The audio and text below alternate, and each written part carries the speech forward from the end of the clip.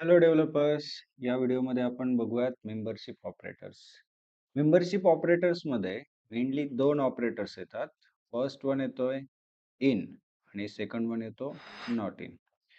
याचा अर्थ काय की एखाद्या स्ट्रिंगमध्ये किंवा एखाद्या कलेक्शनमध्ये किंवा एखाद्या डेटा सेटमध्ये एखादा व्हेरिएबल किंवा एखादा डेटा आहे की नाही हे चेक करण्यासाठी ह्या ऑपरेटरचा यूज केला जातो. सपोज कन्सिडर करा की तुमच्याकडे खूप सारा मेंबरशिपचा डेटा आहे किंवा खूप सारा वेगवेगळ्या प्रकारचा स्टुडंट्सचा डेटा आहे आणि तुम्हाला त्या स्टुडंटच्या डेटामध्ये सापडायचे की अशा अशा नावाचा व्यक्ती या डेटामध्ये आहे की नाही. तर त्या कलेक्शनमध्ये तो फिल्टर करण्यासाठी मेंबरशिप ऑपरेटर्स यूज करू शकतो. मेंबरशिप ऑपरेटर्स यूज करण्यासाठी यावरती एक फर्स्ट आपण सिम्पली समजून घेण्यासाठी किंवा डायरेक्टली कोडमध्ये समजून घेऊ शकतो. इझी आहे, एवढं काही डिफिकल्ट नाहीये.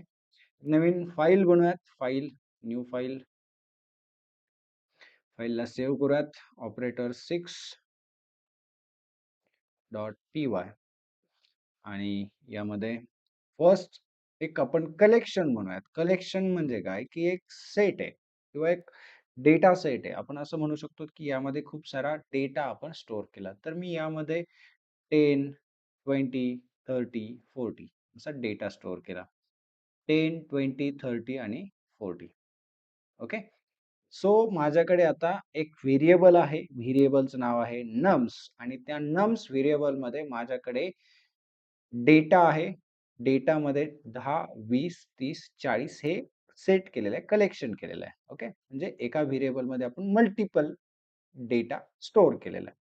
आता या व्हेरिएबलमध्ये 10 आहे का नाही चेक करायचे किंवा 20 आहे का नाही चेक करायचे. सपोज मी प्रिंट करतो या ठिकाणी. प्रिंट केला. यामध्ये 60 इन नम्स असं प्रिंट केलं. म्हणजे माझं म्हणण्याचा अर्थ काय झाला की या नम्स मध्ये 60 आहे का नाही चेक करायचं.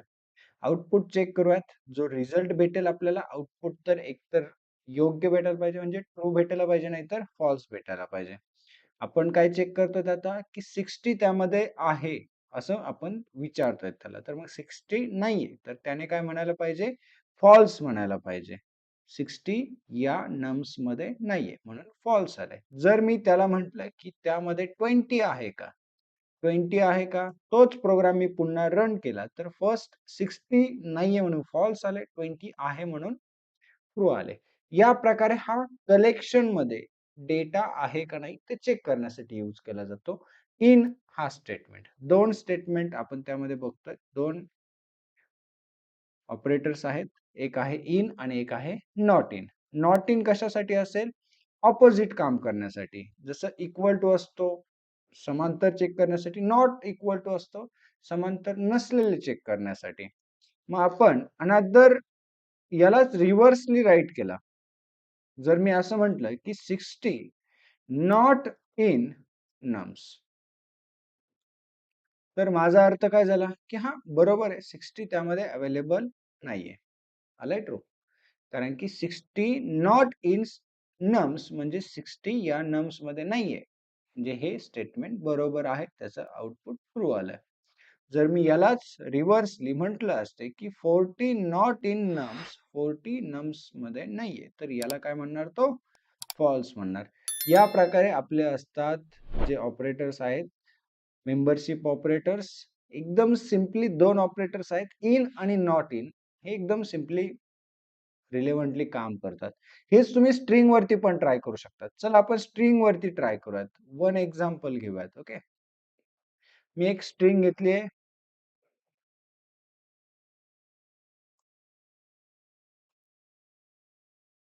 युजर नेम म्हणून आपण एक स्ट्रिंग घेऊयात. ओके. युजर नेम मध्ये आपण राईट करूयात निलेश. ओके. आता युजरचे जे काही नेम आहे त्यामध्ये मला चेक करायचंय की एन आय हा कॅरेक्टर आहे का नाही. म्हणजे मी प्रिंट करतो. Print round bracket. मी जस्ट तुम्हाला समजण्यासाठी अशा मध्ये एंटर देत असतो एक्स्ट्रा. तुम्ही नाही दिले तरी चालेल. N I in user name आणि अजून एक कॅरेक्टर चेक करूयात आपण XYZ इन युजर नेम. जर ni आहे तर आउटपुटमध्ये काय येणार? ट्रू येणार. आणि XYZ नाहीये तर काय येणार आउटपुटमध्ये? फॉल्स येणार. मी स्टेटमेंट कोणता चेक करतोय? इन चेक करतोय. नॉट इन चेक केलेला नाहीये. Not in most of case use नाही करत. यूज केला जातो तो इनचा यूज केला जातो. ओके. चलो सेव्ह करूयात. प्रोग्रामला रन करूयात. लास्ट 2 चे रिझल्ट जे असतील ते आपल्याला समोर येतील. फर्स्ट ni आहे तर याला ट्रू आले आणि युजर नेम मध्ये XYZ नाहीये तर त्याला फॉल्स आले. या प्रकारे आपले जे काही मेंबरशिप ऑपरेटर आहेत ते यूज केले जातात. तर नेक्स्ट व्हिडिओमध्ये आपण बघूयात आयडेंटिटी ऑपरेटर्स. जसं हा मेंबरशिप ऑपरेटर आहे त्या प्रकारेच एक आयडेंटिटी ऑपरेटर आहे. आयडेंटिटी ऑपरेटर मध्ये काय वर्कआउट होते, काय त्यामध्ये समांतरपणा आयडेंटिटी चेक केली जाते ते त्यामध्ये समजून घेऊयात. तर या व्हिडिओला लाईक करा, कमेंट करा. काहीही इश्यू असेल तर कमेंटमध्ये सांगू शकतात आणि व्हिडिओला शेअर करा. मित्रांना, मैत्रिणींना नक्की शेअर करा. Thank you.